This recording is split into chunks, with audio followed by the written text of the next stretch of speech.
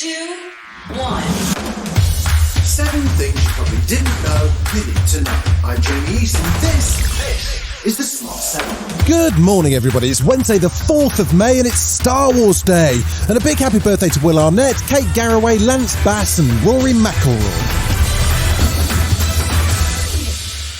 Tuesday was supposed to see more of the 200 civilians still trapped in the Azovstal steel plant in Mariupol evacuated. Instead, it appears that Russia launched an all-out assault on the plant, with Ukrainian sources describing tanks landing by boat and infantry all attacking. The first 156 civilians to be rescued reached safety in the town of Zaporizhia, and the Red Cross is standing by for further evacuations once it's safe to do so. One woman who was rescued says some Russian soldiers seem reluctant to be invading their neighbour. In some eyes I saw a sense of shame, so they tried to justify themselves. They tried to explain to us why they were doing that. Tuesday also saw 10 killed and more wounded as Russia shelled Donetsk and missiles struck Lviv. UK Prime Minister Boris Johnson made history as the first leader to address the Ukrainian parliament, appearing over Zoom with a message of praise and encouragement for the troops battling the Russian invasion. And though your soldiers were always outnumbered, they fought with the courage and the energy of lions. You have exploded the myth of Putin's invincibility. This is Ukraine's finest hour. He also promised an additional £300 million worth of military aid, including electronic warfare gear and night vision devices. With the local elections on Thursday, Boris made his first appearance on Good Morning Britain since the infamous moment he hid in a fridge back in 2019. He faced Susanna Reid at Downing Street, where she had some tough questions for him. Are you honest, Prime Minister?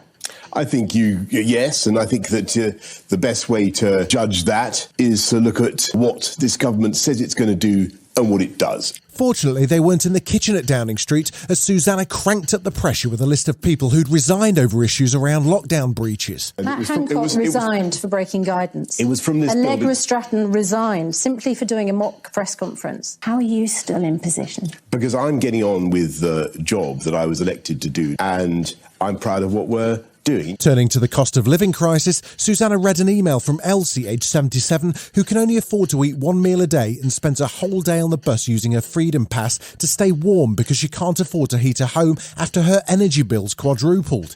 She wanted to know what Elsie should cut back on to make ends meet. Boris heard things a little bit differently. I just remind you that the 24-hour Freedom Bus Pass was something that I actually introduced. Marvellous. So Elsie should be grateful to you for her bus pass. But what else should she cut back on? There are plenty of things that more that we are doing.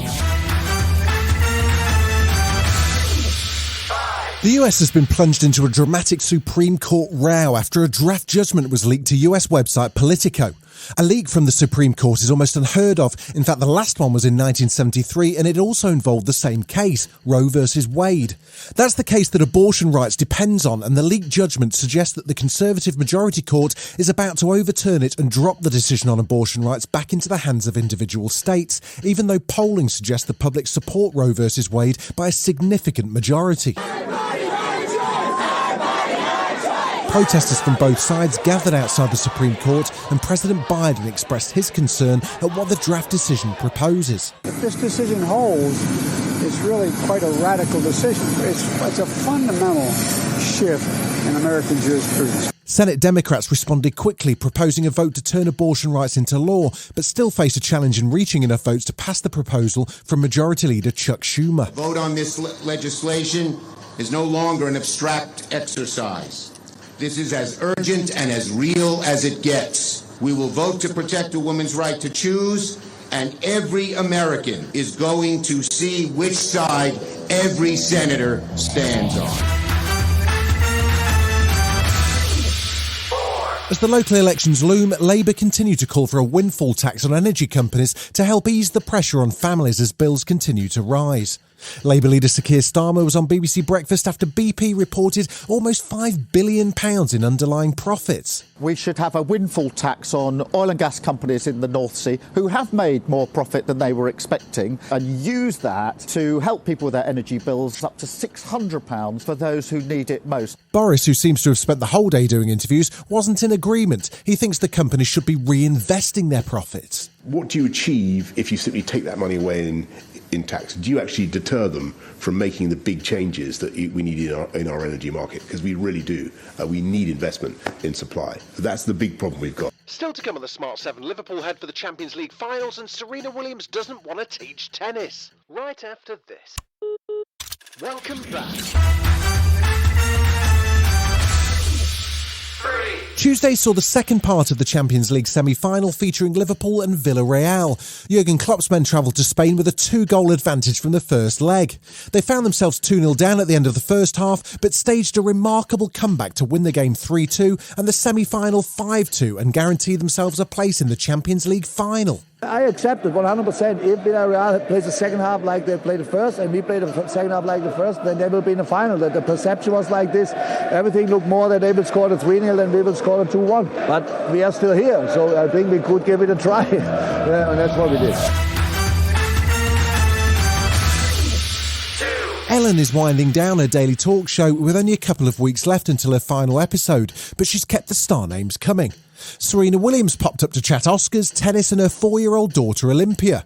The world record #1 tennis star and holder of 23 Grand Slam titles said she couldn't bring herself to coach her daughter, so she hired one instead, but didn't mention who she was. Then things got a little awkward on Instagram. I don't have the patience to teach tennis. I don't really like to play with people who don't know how to play tennis well. Right. It drives me nuts. Yeah. So I signed her up for a private teacher, and so she came in. I was like, I didn't want to tell her. But I was like, on my, Instagram, I was like, oh, so I have a class for Olympia and blah, blah, blah. And the lady followed me. So she didn't know it was going to be her, but she was like, I must be in the running of that. Yeah. Dakota Fanning's come a long way from being the youngest ever nominee for a Screen Actors Guild Award to her new drama series First Lady with Michelle Pfeiffer. And now that she's all grown up, she loves to party, and she can't wait for this weekend's Formula One Grand Prix in Miami. I really thrive in Miami. I'm like relaxed, I don't think about anything, I don't get hungover, I can keep going all night. Like it's just... Well, that's different, because you can't get hungover if you don't I get stop hungover drinking. everywhere I go. I do. Like, doesn't matter the amount of sleep I get, like, I just feel good there. I don't know how else to say it. I just love it. This has been the Smart 7. Wherever you're listening, do us a favour and hit the follow button. We'll be back tomorrow at 7 a.m. Have a great day. Written, produced and published by Daft Doris.